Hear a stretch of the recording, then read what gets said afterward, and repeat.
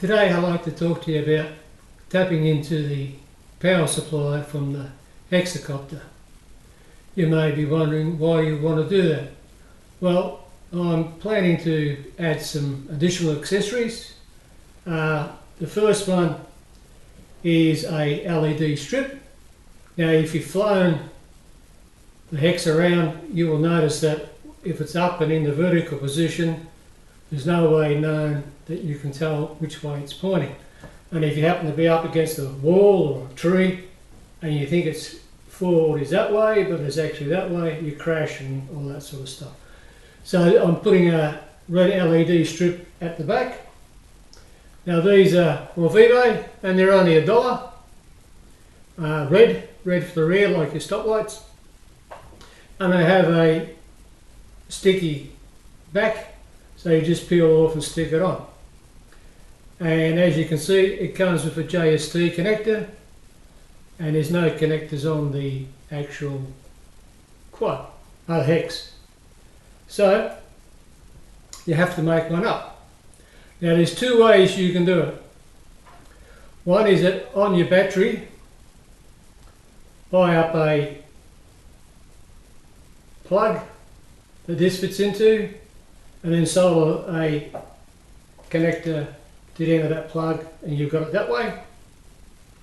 But as you've seen in my previous accessory videos, I run the battery checker off it. And if you've been flying without a battery checker and you're wondering why after 8 or 10 minutes your Hex is falling out of the sky, is because you run out of battery power. And unlike the quad that you could actually still get a bit of power, not enough to take off, but still could play with it above the ground, this switches off completely.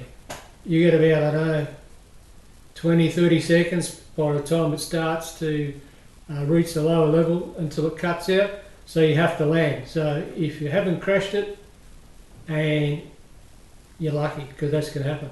And like I said, you get one of these, just connect it to the balance plug. Just tells you the voltage reading. I have it hanging off just like that. And then as it gets to the preset voltage, you get that noise, and you know, right, it's time to land. I'm also planning to do another video on adapting a dual battery to run twin batteries. So that's what this one is, extra battery. And I'll show you how to make up a T connector out of these connectors. These are all cheap things you can do. I have noticed that for the same capacity battery, the cheaper ones don't have the Dean's plugs. They have the C-color ones. So I've ordered that, and I'll show you how to make out an adapter or remove it and make those up in a different video. So that video is coming. So that's why I'm doing it this way. And the second one, accessories I'm putting on, is a VPV, first person view, or really just a pilot's view. So that's the transmitter and the camera in one, but again, JST plug, and it needs the power. So there'll be another video to show you how to do VFP on your Hexacopter. So with the, just connect this up for you. And with it connected, I plan to run it underneath and at the rear, so as when it tilts I'll be able to see it underneath, and when it's pointing so I'll be able to pick it up. So you have to tap into the power supply to do that.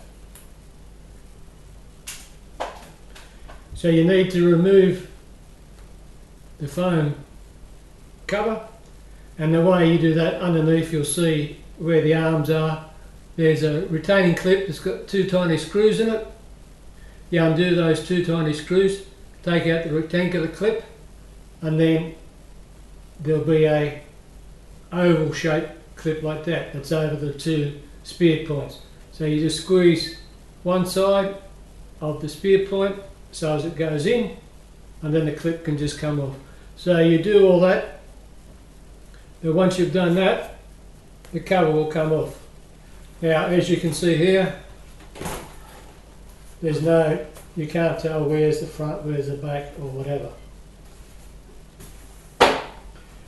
So you then have to get to your circuit board, your PCB, and I looked for areas I could tap into, and there wasn't too many. There are 4 screws. I'll just come up and show you a bit closer. 4 tiny screw mounts that fit on these rubber pads. They're the isolation pads. One of my screws was missing and the other one was loose. So even if you're not going to tap into your electrics, try to take the cover off and just make sure those screws are still there and still tight. So once you've undone those 4 screws, you then flip the PCB board over. So that's what I've done there, just fed it through. And that will then show you where the battery connector is connected to, and on there I've soldered 2 JST leads. Why? Well, one's going forward to the camera and one's going rear to the LED strip. Now I could have used that JST power rail that you may have seen the video. This is a link to it, and it shows you how to make up a power rail to have one power supply but be able to plug into heaps of JST connectors. So I've done that, but I then soldered these in. So what you do is, I've mentioned before, you can buy kits. You can buy just the plugs and the terminals, and you've got yourself a crimper, and you could make whatever ones you like up. Or you buy male and female JST Beck ones. Cheaper ones come with a shorter length of cable. That's why some might be $1 and some might be 95 cents. So you then just get yourself a soldering iron, put it on.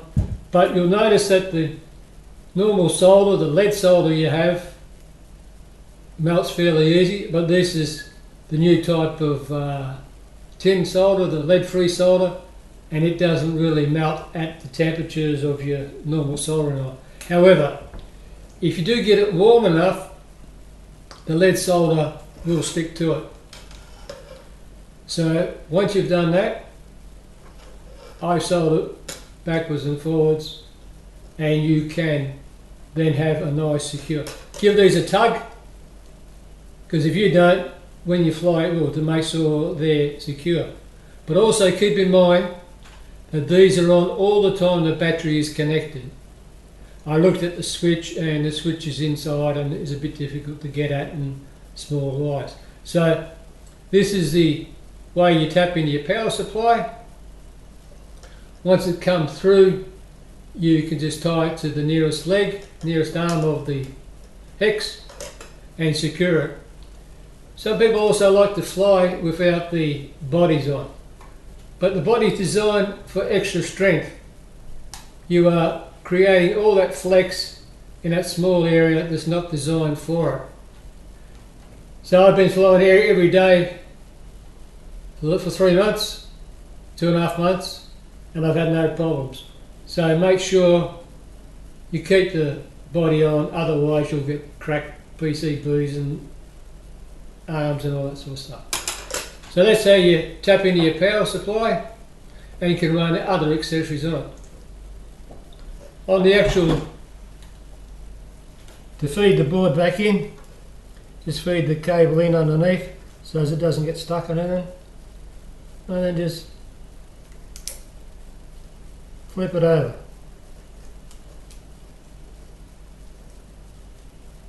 So that's it done. There are a lot of these LED little connectors here.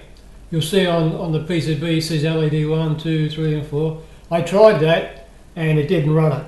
So that's why. Plus they're getting smaller and smaller connectors and I couldn't find any of my kits, and so I decided not to do it and run that way. So you just put it back in, feed your cables that you need to feed through one way and feed the cables through the other way. Now that's a short cable, so I will just pop a little hole in there, because when it's being connected I can leave it on all the time, which means to undo it I have to pull off all these and do it. So I'll just make a little cut in there and she'll be sweet. So that's how you safely tap into your power supply and run as many accessories as you like. Thanks for watching.